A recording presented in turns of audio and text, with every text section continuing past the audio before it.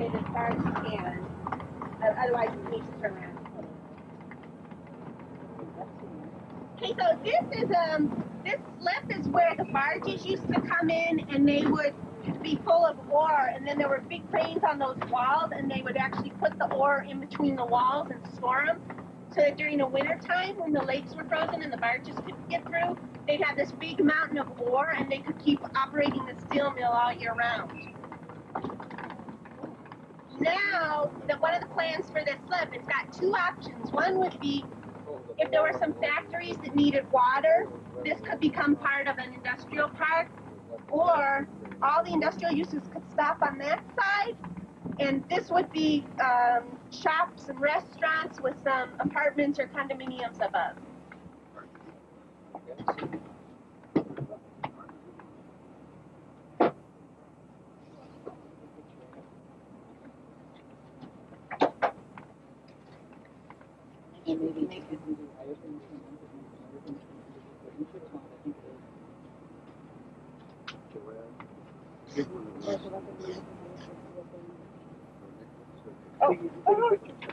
No, I think he's not sure if he can make it up there.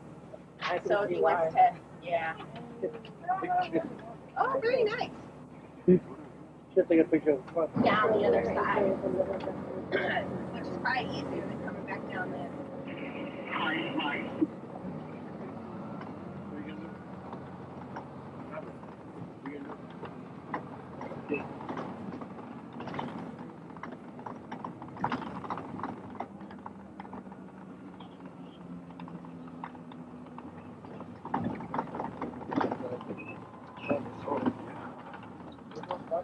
Everything about this place is Okay. And then if you veer off to that road, we can come down a different way if you want. Yeah. If you curve around there, we're actually going to stop. Okay. See the whole rig? Yeah. More money. I think it's a fun of good fishing around here, probably. That's helpful. All the way around the north, and you can come back down that way.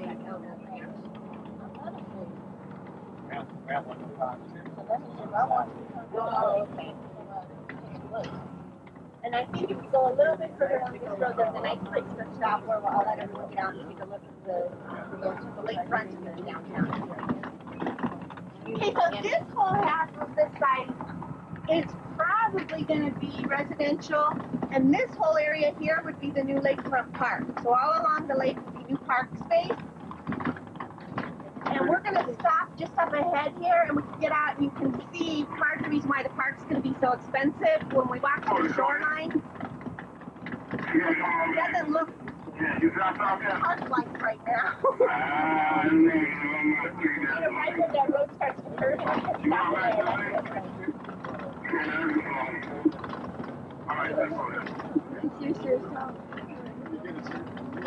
Yeah, because of the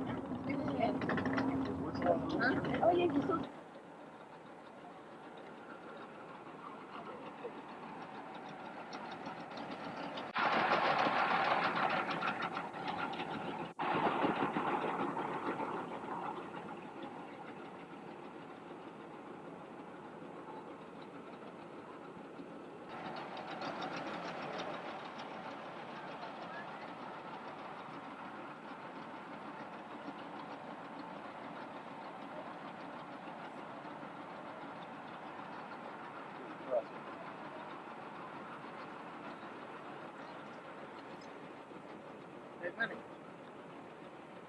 Have you opened it up the back out? No. So you don't know if it's even connected at all. Like, it doesn't want... For a number of years. South and Gary were sister plants.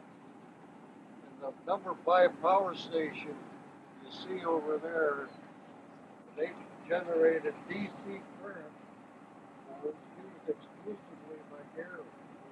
We didn't need any here in Southwest. We bought all the power from NIPSCO and from ComEd. But this power station until just recently was actually operating. Right. And as you say, it could be started in a half an hour's notice. It's ready to go. But as we came in the plant, that giant V-shaped structure was what we call the North Vessel Dock. And on either side of that, these huge V-shaped bins stored the limestone and the coke and the iron ore, which was used by the blast furnaces.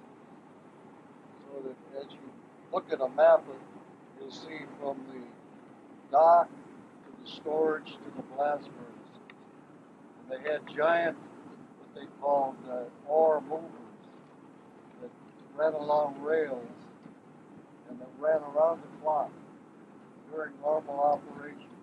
The plant never closed. 24 hours a day, 7 days a week, it ran. The only time it would shut down was for major overhauls in the blast furnace, and they would bank the furnace. It was still hot, it was banked, and they would have to close off all the gas mains, do the repairs, and the plant would resume operation. Each major operating unit, they used to figure cost by the minute. So at good times, they had to shut a mill down for overhaul. It was talking about $1,000 per minute. And they were in a hurry to get it repaired, back online, and produce it. So it was always a nervous time. And this happened when I came out of World War II, and I never lost a day's work. From 1945, I retired in 1980. 40 years, I never lost a day's work. It was probably a very unusual time when the economy supported steel production for all those years. What was it like when there were started to be all the really big layoffs? Well, it was a sad time. Many people wanted to retire, so they had what they called early out retirement, 30 years and out, and so forth. Many of us took advantage of that. But we have a film in the museum in Calumet Park of what the last heat that was cast, and comments from some of the workers. And there was real sadness that the plant shut down.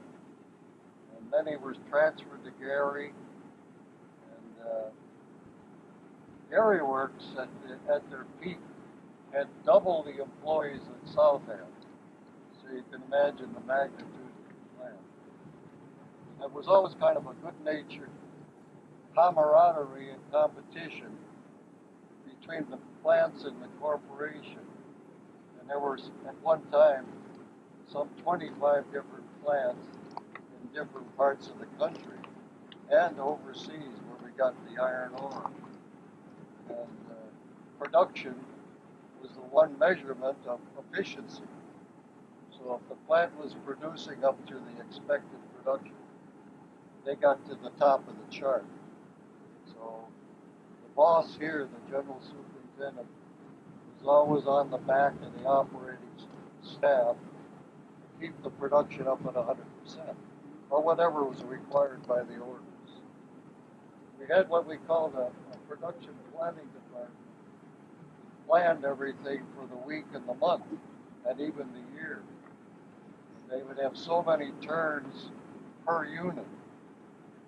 So if you produced on every turn, then you were 100% on your production requirements. And they used to play games at the end of the month. They would hold back certain product in the finishing ends, ship it out at the end of the month so it looked like they did 100%. You know, it was a game we played. Everybody knew the game, but it looked good on paper. You know, it wasn't cheating, but it was sneaky. Many of us are involved in the environment stuff. Can you talk a little bit about the effect of the environment and what that's meant for the planning? Well, for years, the people in South Chicago suffered with kind of a brown haze, mainly caused by the open hearts. They did away with the open hearts after that. And then they installed a recycling of the water.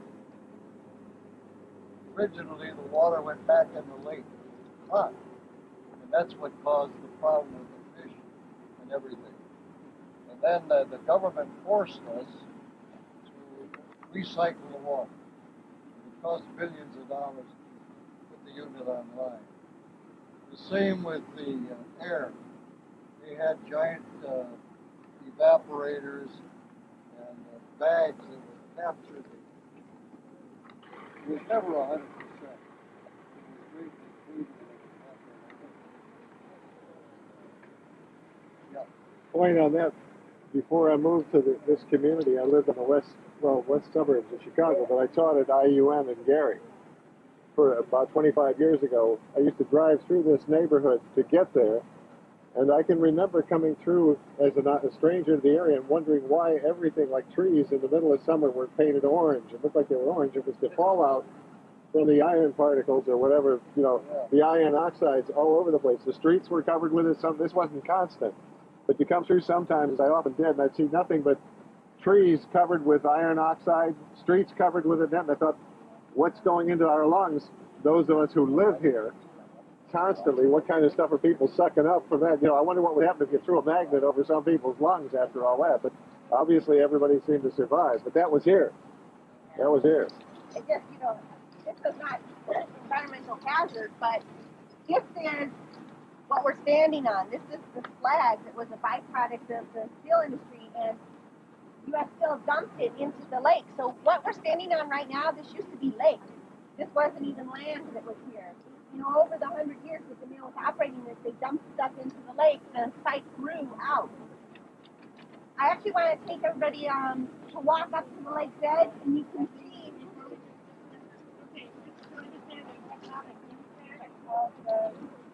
of the mill dying. It used to be that students could drop out of high school, get jobs in the mill, and come back within a relatively short time and tell their teachers that they were making as much as their teachers were earning. Now you're all calculating that, right? Okay, so do you understand what the loss of this mill meant to the community? You could walk in without having a high school diploma, and you could do very, very well. They used to lie about their age in order to get a job in the mill. But to get an apprenticeship, which was the cream of the crop, they had to have a high school diploma. And I think that later years, diploma was required. I think one problem we're having back here is, I suspect it's true all around the outside of the group, is we're not hearing a lot of what's being said possibly, or it's not so easy to hear. So bear that in mind. Can I add one more thing on the importance of going to college? The Department of Labor and the U.S. Department of Education estimate that in the year 2000, 80% of the jobs will require a college degree. So those who don't have any kind of post-high school education will have to compete for those 20% of the jobs. So the market is going to get really tight if you do or don't have a college degree. it's a good point. Even, the Polo Cup factory that we really fought hard to get here, that's 1,000 jobs. She said there were 18,000 here. We're never going to get 18,000 jobs back, and that's part of the reason, Manufacturing has changed, and it's much more automated, and it just doesn't create as many jobs as it used to. Question? Frank, what was located right in this area? Can you tell? Yeah, you can tell. Yeah, he bought a hand back here. Electric furnace plant. Where were the blast furnaces located on site? Right next to the slip that came in. South of the slip would be the furnaces. See the slip here? Right. Blast furnaces are here. And here's the electric furnace plant. That's where we are now. Where we are. Okay, you want to take a walk down to the lake edge, and I'll talk a little bit about the difficulty getting this into a park. As everything is happening right now. This will be part of the future park.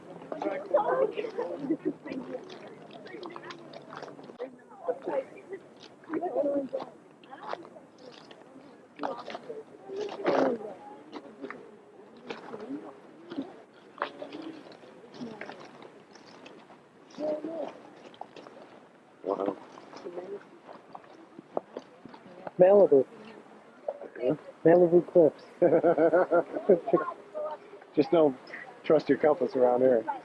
This is all going to be part of the new park. Well, one of the things that we'd like to do is stabilize the shoreline a little more. You can see what the steel company did is they dumped big rocks out here, which in a way was good because in the winter time when the waves were really strong, it helped break the force of the waves and it helped limit erosion. But there still needs to be some additional improvements. You can see stuff that's tumbled down here. That's extremely expensive to build shoreline improvements. If we use a nice stepstone kind of revetments like they have at some of the park areas, that's another $100 million per park. So it's going to be expensive to do this, but we're hoping at least in some areas we can have nice revetments so that you would be able to get close to the water. One of the things the community had asked is there a way we could have a beach here? So we had engineers look at it and they said it's just not going to work. You know, it's not a good place for swimming. If you did add sand, the waves would just wash it away by the next season. So we gave up on a beach, but we are going to try and do some kind of step stones in certain places so you could at least get down to the water. And then we're also looking at maybe a fishing pier that would go off of the park space and you could get out real close to the water and do some fishing. Great. The other nice thing about this, especially on clear days, you get a little hazy today, but there's a beautiful view of downtown. Hey, does anybody have any questions for me or for Mr. Stanley before we get back on the bus? Sure. You know, right down here, you've got the mouth to the Calumet River, and it's blocked off by this pier. And part of the problem, and it was like the Chicago River, initially there was a sandbar that closed off the mouth of the Calumet River and ran about a half a mile south of the current entrance. So when you cut a channel into that sandbar to make a direct line into the Calumet River, then you have to put up this kind of a pier to keep the sand from coming back and flowing across and closing up the mouth of the river. And if you put sand here because of the lake current, most of that sand would end up being pushed up against that pier anyway. That's part of the problem. Okay, we're going to go down to the other side and I'm going to show you the border walls and I'll point out where the new solar protect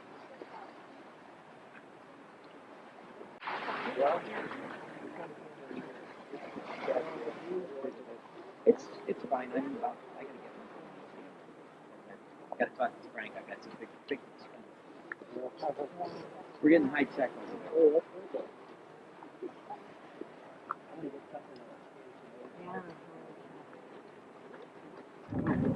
And this, you see the old rail tracks, they had the train used to circle the whole steel mill site, and they still have an active rail yard down at the southern end.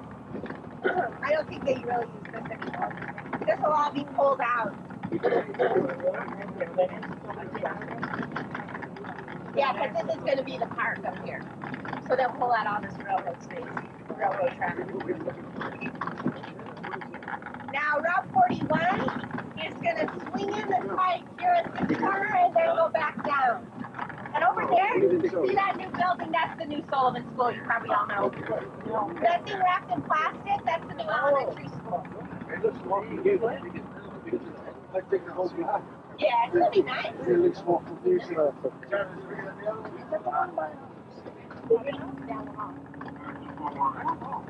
It's not as small as Big alone. The other ones are higher. And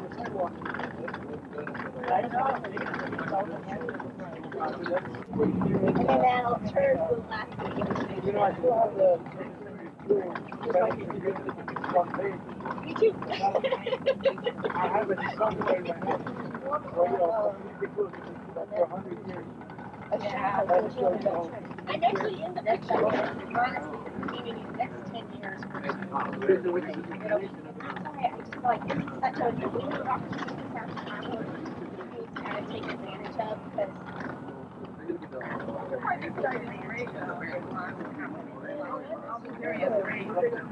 You know what I'm thankful for?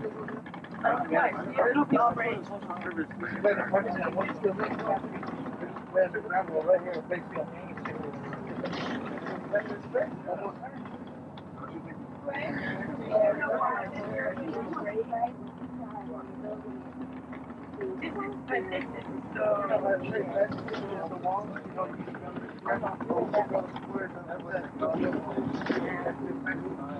Well, maybe it's so this is, like I said, this is a challenge because we got to make sure these roads connect back through. So this whole part, we got to, it's all going to come down and connect back to the street. I mean, we can't do it up there. Probably it's going to be too expensive, but at least this whole stretch, like where 83rd is, from 83rd down to here. And all these the neighborhood streets could like drive on and you could have like, then you turn left.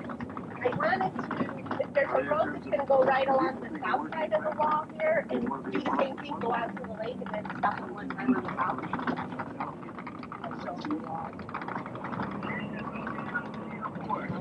So you kind of like go to the right there and then to the left where that little fire hydrant is.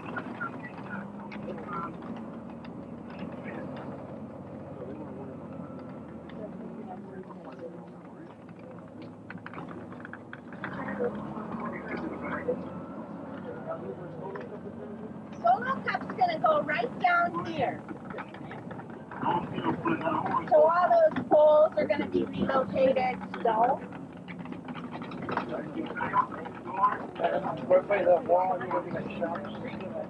This actually industrial goes all the way up to the wall. The shopping stops will be on the other side. And the last one will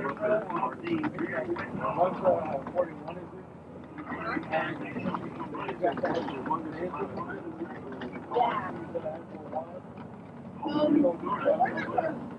We're not going to buy it, but you're exactly just sell it to developers. So I'm trying to.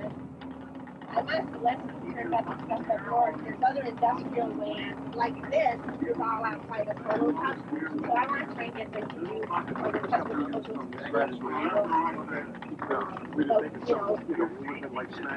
So basically sell it to what I want.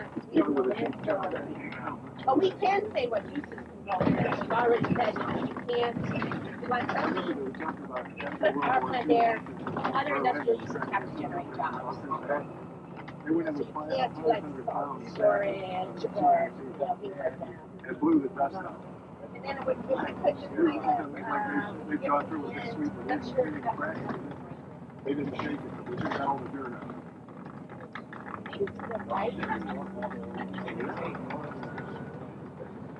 Yeah, maybe right up there where those mountains are. I'll stop and talk about it. This is a test spot for the park. Really? Yeah. So maybe we can have it get out here, and that'll probably be the last stop.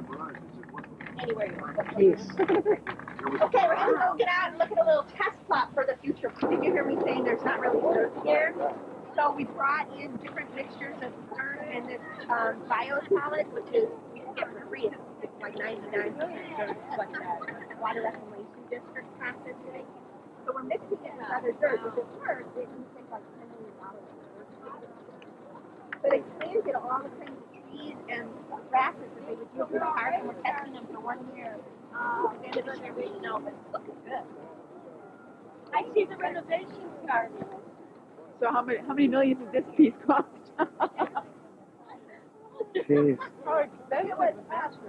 Okay, we gotta stop at the edge of this scene. I'll wait till I bring this up here. So, you know the cost of this tiny little This tiny little piece ended up being really cheap, but it's because it's a test spot and we did a lot of stuff in-house. Frankly, we didn't have enough money. I think we had like $70,000 and we needed $200,000 and we went to the test spot. So This is a group project between the City Department of Planning, the Department of Sewers, the Park District, the Metropolitan Water Reclamation District, and the Department of Environment. And we were trying so hard to get this going for 2 years. What this does is, remember I said there's no dirt on the site, and it's going to cost $17 million just to bring in dirt for the park. So we said, well, what are other alternatives? Are there other cheaper ways we can get stuff planted out here? And we had 2 volunteers come forward. One was the Metropolitan Water Reclamation District. They process the waste that comes through all the sewers, and they dry it for years, and then it's 99% dirt, basically, is what it is. So they said to us they would give that to us for free for the lakefront park. We have to test it and make sure it'll work. So that's what this is. This is mixed. The biosol is mixed with dirt. We're doing one other test that'll probably start later this year, which is the stuff I was talking about when they dredge the river. The Army dredges the river. They have to put that dirt somewhere. So we're probably going to add one plot on here, dump some of that dirt out, let it dry, and then test it. This is planted with the types of trees and grasses that the park district wants to use in the future plants. So if this works, then we can use these soils so we can get like people that will find we can get this for cheaper. We can save $10 million or more. So this is looking very good. It looks like it's going to work. And if it does work, then next year we'll be using some of this to do this whole park. Are the plants and trees native to the area? You know what? That I don't know. I just know it's the types of plants and trees the Chicago Park District uses in their park spaces. I can find out, but I don't know off the top of my head. I actually don't have a landscape background, so my job here was to figure out if it could go here because I can find paper and then the environmental and landscape people did the rest. The power plant behind you, that's what I mentioned. That's an operation direct power plant. Some people really hate it because I actually think it's kind of cool. But and there are places in the United States and Europe and Asia where they've taken old factories and power plants like this that have closed down and they've converted them to some neat stuff. So I don't know if that could happen here. Probably not. Probably what's going to happen is someone will either refurbish a part of this and use it as a power plant or it's just looking down. I don't think it'll be converted into another building. I don't think it's in a real great shape. So, does anybody have the time? Okay. I think there's one other kind of cool stuff that I wanted you to see, which is on the way out, right where we came in. We'll stop to see if you can take a look at the walls one more time. There's a space in between those walls. Part of the mill is done. We did, like I said, Might say- You might say so. Yeah. This was Right. what they call the finishing end of the bar mill. But we're going to try and The work. dirtier places were around the blast furnaces. Yeah, where we were. Yeah, There. and down One here. last thing before we get back on the bus. And the open hearts were all gone. They were very dirty. Just a bronze smoke. Right about where we're standing right here, this is where 87th Street, the new road's going to come in. So you here, if you're driving on 87th Street, you'll be able to drive all the way out to the lakefront to the new public park. Like finding The a new park's land. going to be just grass at that Lake point. front property. You know, if you get an apartment on the lake front, In it's double the 2003, cost so 2.5 of any other place. So reclaiming this We're actually, for the city timing-wise of on this Chicago is a project, we're tremendous doing thing. fantastic. Well, I Because think it's going to be a when you tremendous finish the undertaking plan, looking at the usually condition it of the takes soil a on couple the other years end. to get the first user in. Like, how do you We put actually had sewers solo in and couple things big and months, it's all slagged but then we lost some See, money. the thing you in the don't see contract, so we're is right on schedule. underground, they've got tremendous water mains. Okay, any questions? 8 and 10 feet Okay, tall. let's go ahead back and All we'll over. do the one last stop. Water Right. mains, power lines, and you just leave that there. You know. They may I don't just know. leave it there. Well, I'm just saying, how do you go through all that? You know, when you're developing stuff, you have to put foundations in, you have to put in sewer lines. And I knew this was the cleaner end because we drove over this way, and that's why I'm not surprised they're putting solo cup here first. Yeah, I Because there's less work to do, most likely.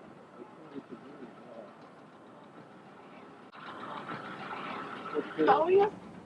is if we can do like a little pedestrian path all the way around it, so you could like ride your bikes and go all the way around and keep going. Okay. But again, we don't own this, so we have to negotiate that with the second developers as proposals come in. Might be afraid we're gonna steal some of this land. What's the steal? I actually haven't, I saw flags of them, but Boy, you said like you walk on the ramparts? oh, out on the water?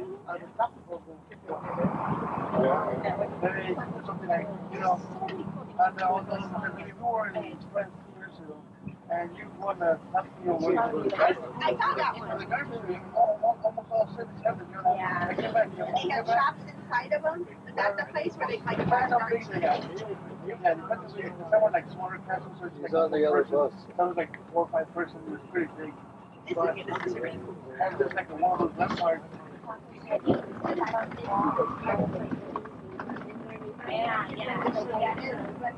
Do you have that color paper? I can't even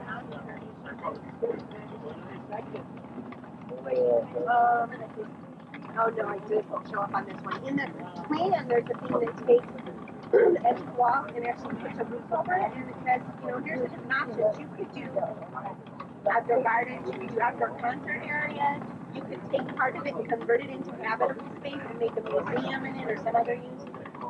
The problem is no private developer is going to pay for that stuff, and we've already bit off so much by trying to get 5 acres. That's what it's going to take. Somebody, and there are people who've been trying to do it, they haven't had success. It's a lot of question has to be made, and then you still have to get operate a lot to actually operate the job now. You're doing it great.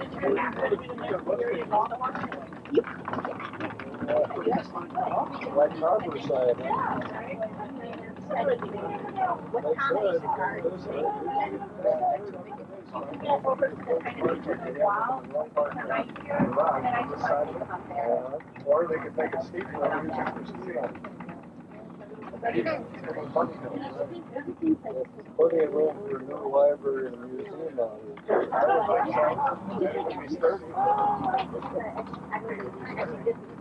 And you know, if they took the full length of it, we'd have enough room for a while. Yeah, but you don't. But I want you want to see it like up there, so we should probably get out here and just kind of walk through it. Okay.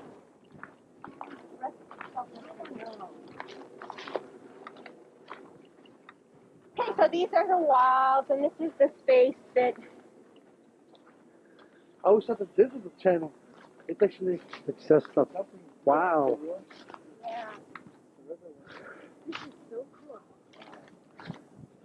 Mini Grand Canyon. This is actually a cool wall right here. And the very, very end of it, we will save for sure, because that'll be in the park space. But, you know, it'd be nice to save some of the rest of it, too. There's smaller walls on the other side that'll probably get knocked down. This might get knocked down, too, because we don't own it, so I don't know. Sure like to see it saved. So where's that promenade plan? The walls are 2,000 feet long, 20 feet thick, and 40 feet high. Really There's a wall of China. Yeah. Yeah. Yeah, we could sell tickets. Great Wall of South Chicago. If there's a lot of jobs or somebody buys it, they want to build a factory, they can actually tear the walls down. The other idea Have fun. is save the walls, and you could either put like gardens in them, put a roof over them, have an outdoor concert area. The problem with that is no private customers can pay for it, and that has to kind of a non-profit or park district. The Taliban know how to tear down old structures. Bring them out. The Army come out here and use explosive test sites. I used high explosives in the surface. We wouldn't have scratched them.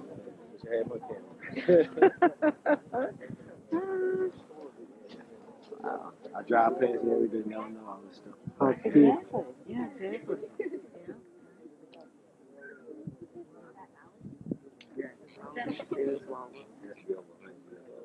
Yeah, this is the older part of We still got here years ago or something.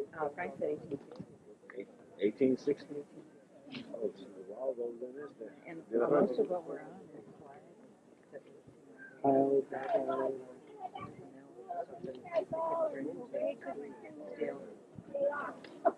So this is land trees that out was there. here when the started.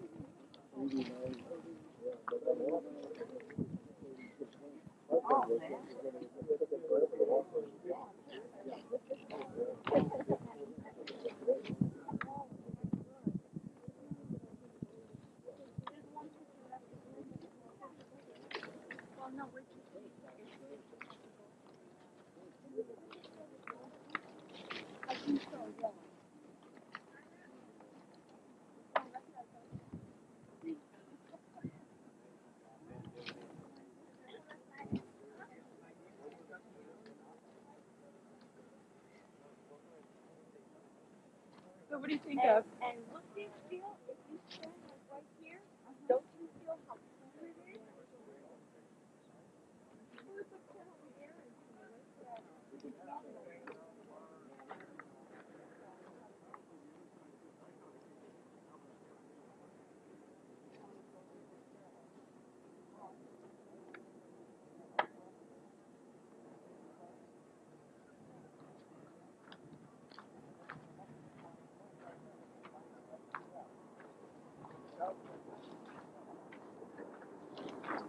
I thought that came in here. Until today when I walked up here and I realized now it's hidden. It went around here.